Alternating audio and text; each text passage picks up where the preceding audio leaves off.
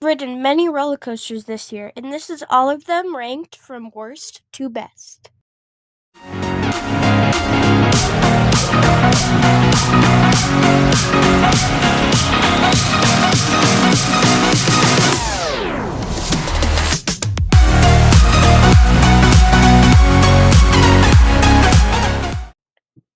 So this year I have gained 23 credits, with 3 being wood and 20 being steel.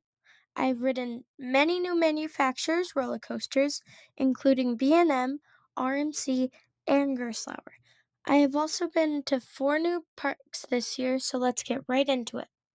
Number 38, Grizzly at California's Great America. This thing I'd love to see get demolished right after Great America closes. It is rough, boring, and jarring. Put this in the dictionary because it's literally the definition of bad. Number 37, Indiana Jones Temple de Peril at Disneyland, Paris. I think the layout is pretty boring and the shoulder restraints don't even get me started. Maybe it was just because I was little and barely fit the height requirement, but there was no padding whatsoever. And it was kind of rough. Number 36, Goofy Sky School at Disney's California Adventure. It's just uncomfortable and it's meh. It has the standard mock Wild Mouse layout and with just a little bit of laterals, but definitely still worse than an SLC. Number 35, Blazin' Buckaroo at Elitch Gardens. Just put this here because it was my first coaster, but I normally don't count kiddie rides on rankings. It's just a kiddie coaster, nothing special. Number 34, Woodstock Express at California's Great America. It's just a janky family coaster that I don't count as a kiddie. It is janky, but has a surprising sense of speed through the layout. Number 33, Chippendale's Gadget Coaster at Disneyland. It's fine, just a smooth family coaster with some turns. It's not that bad, but not that good. Number 32, Psycho Mouse at California's Great America. It's actually kind of a fun ride and is way better than Goofy's Sky School. But it is a standard Wild Mouse layout, but it is pretty smooth though. Number 31, Mind Eraser at Elitch Gardens. Maybe I've just ridden this so many times that I've gotten used to the roughness, but I think it's not as bad as other people say it is. It is still kind of bad, but it's bearable. Number 30, Twister 3 at Elitch Gardens. It has gotten way rough over the years, and the retracking, which was just like 100 feet of the coaster, didn't even do anything. I barely ever ride this because it gets the longest line at the park, which is a sign that Elitch's lineup is not that good. Number 29, Slime Streak at Nickelodeon Universe. I actually kind of like this as a family coaster. Although it is short, it packs in some good laterals and is a pretty big coaster for what is supposed to be a kiddie coaster at Nickelodeon Universe. Number 28, Space Mountain at Disneyland. I don't remember much since I rode this when I was 8, but I do remember it having great theming and it really immersed you in space. Number 27, Matterhorn bobsleds at Disneyland. I also don't remember much of this, but I do remember it being fast and tall for 8-year-old me. Number 26, Boomerang at Elitch Gardens. It's pretty smooth for an old Vekoma, and the first incline is surprisingly steep. It also is pretty intense, and it is probably a good contender for the best coaster at Elitch's. Number 25, Big Thunder Mountain at Disney World. I don't remember anything because my dad snuck me on it when I was 3. So, yeah. Still counted though. Number 24, Big Thunder Mountain at Disneyland, Paris. I love how smooth it is, and the drop under the lake feels like it takes forever. Number 23, Dragonflyer at Dollywood. It is one of the best family coasters I've ridden, with the intense overbank where you think you're going upside down to the smoothness. It is so smooth. Overall, it is a very fun family coaster. Number 22, Half Pipe at Elitch Gardens. It's a very simple layout with two spikes, but it does have some actually powerful launches and some light floaters on the spikes. This, though, does have a slight rattle, and the over the shoulder restraints kind of bug me a little bit. Number 21, Timmy's Half Pipe Havoc at Nickelodeon Universe. Same with Half Pipe, but it has lap bars and no rattle, which makes it slightly better. Number 20, Shredder at Nickelodeon Universe. This thing is okay. It has some okay spinning, and it's cool that it intertwines with Shellraiser. It does have a nasty rattle, though, which is not the only coaster at Nickelodeon Universe that has this. Number 19, Sidewinder at Elitch Gardens. This is a simple layout, but it packs a punch. The drops give some of the best ejector I've experienced so far, and the restraints have extra room, which further strengthens the airtime. It's also pretty smooth for an arrow, which is very nice. Number 18, Demon at California's Great America. I think it's a better arrow than Sidewinder since it does have a better layout, but it does have some unique profiling. I think the corkscrews really set this ride apart from Sidewinder because it's the smoothest part of the coaster and it's so smooth.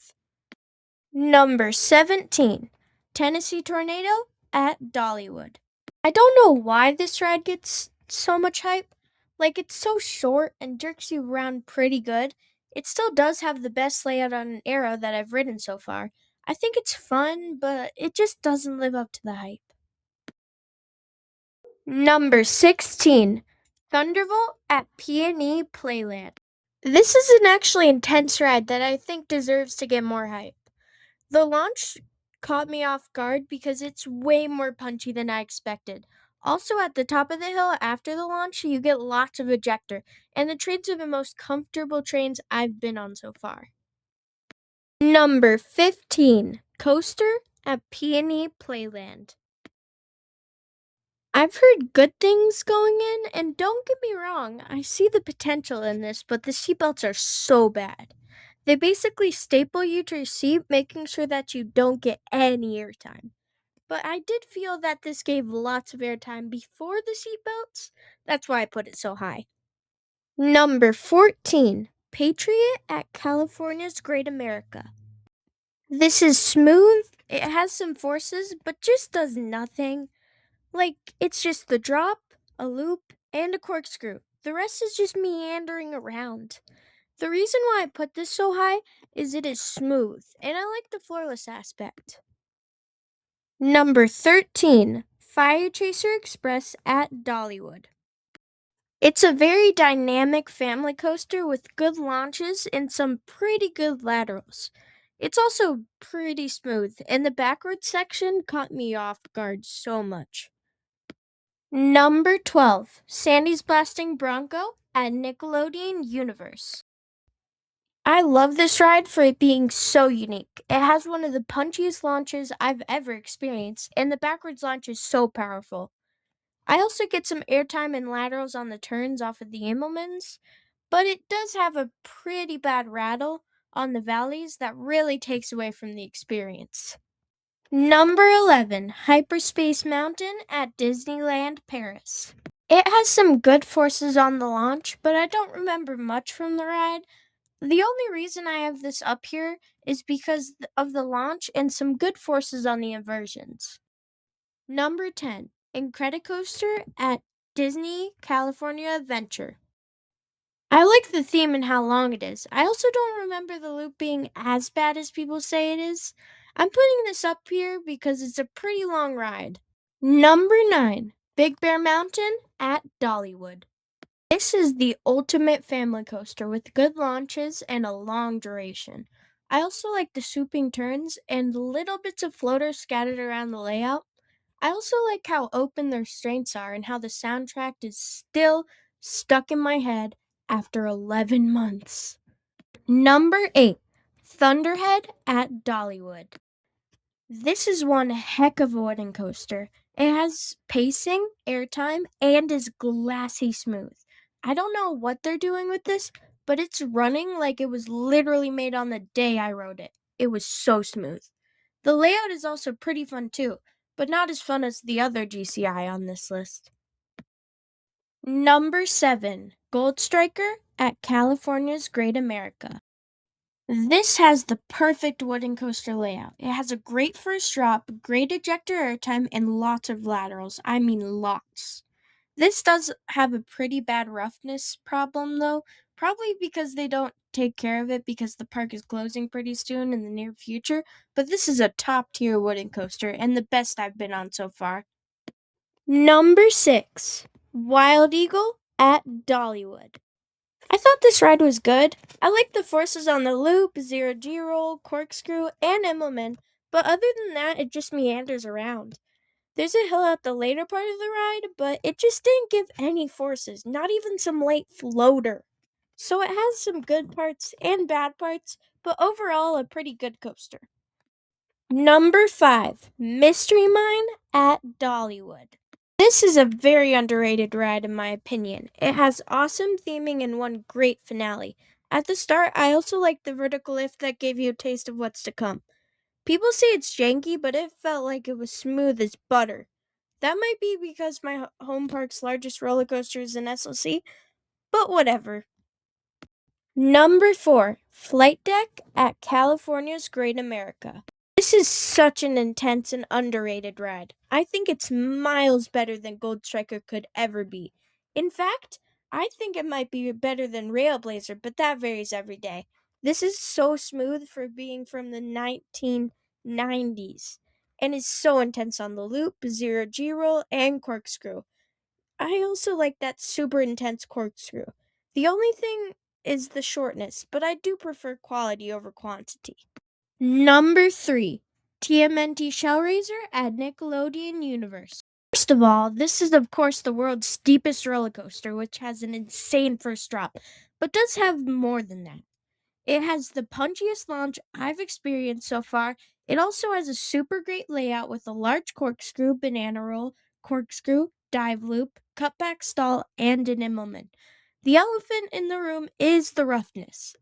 I thought it wasn't rough, but just very shaky for some odd reason. That pothole was also kind of noticeable, but not very. This is such a good coaster with an awesome layout and an awesome launch. Number 2, Railblazer at California's Great America. This is a very fun and intense coaster that is super cool. I love the single rail aspect of things, and it makes you feel very open and free. I love the layout too, with many showcases of ejector airtime.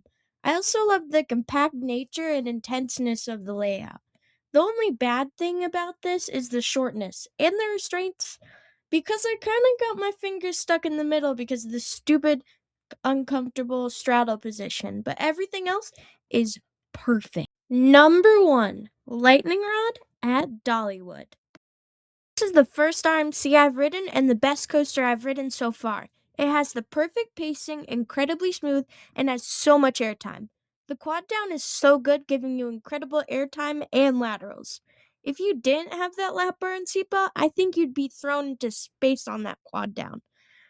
I didn't ride this when it had the launch, but I think it still is the perfect 5-star coaster. And maybe Vengeance has a chance over this, but I don't know yet. Gotta see next year if this changes, but right now, this is the 5-star coaster that I call the best I've ridden so far. So that is all the roller coasters I've ridden ranked. Sorry I couldn't get this out to you sooner because I was at Magic Mountain, but I will include that next year. Alright, thank you for watching my videos and see you next time.